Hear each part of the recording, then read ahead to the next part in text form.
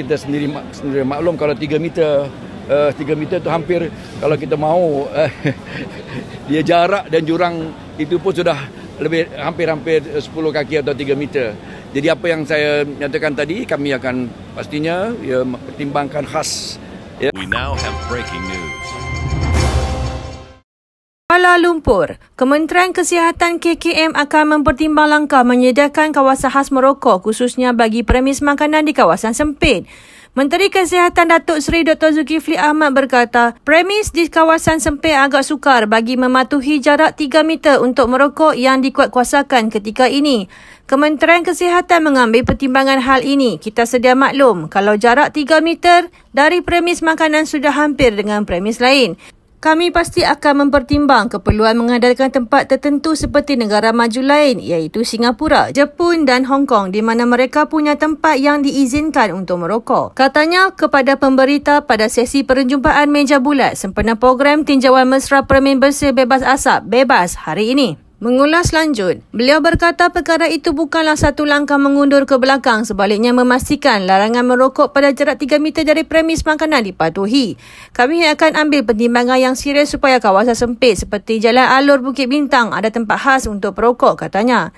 Dr. Zulkifli juga berkata Jalan Alor akan dijadikan sebagai model peranan bagi Kuala Lumpur Street Food yang mematuhi tahap kebersihan serta larangan merokok di premis makanan di kawasan penjajah. Beliau berkata justru itu program tinjauan mesra yang dibuat julung kalinya diadakan telah memilih Jalan Alor yang merupakan pusat tarikan pelancong dalam usaha memberi kefahaman, sokongan dan pematuhan masyarakat terhadap usaha ini.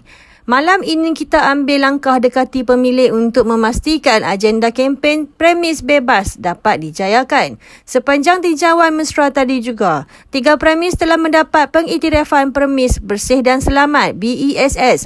Program ini sudah pasti akan diperluas ke tempat lain seperti Putrajaya, Ipoh dan Pulau Pinang berlandaskan apa yang ada di Jalan Alor, katanya. Lebih hampir 10 kaki atau 3 meter.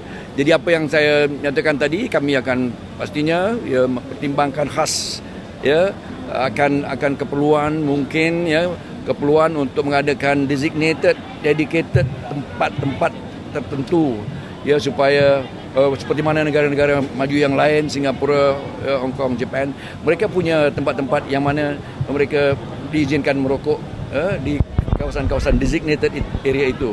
Jadi kami akan mengambil pertimbangan yang serius supaya tempat-tempat seumpama yang seperti mana ini di Bukit Bintang di Jalan Alor ini akan kita pertimbangkan untuk mengadakan tempat-tempat dedicated place untuk perokok.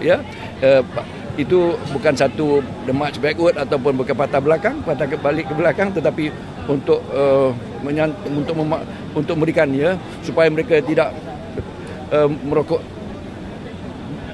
menjejaskan ataupun melanggar larangan 3 meter itu atau 10 kaki itu. Jadi ini adalah satu yang menasabah kami pikirkan kembali khasnya untuk tempat seperti Jalan Alor Bukit Bintang ini.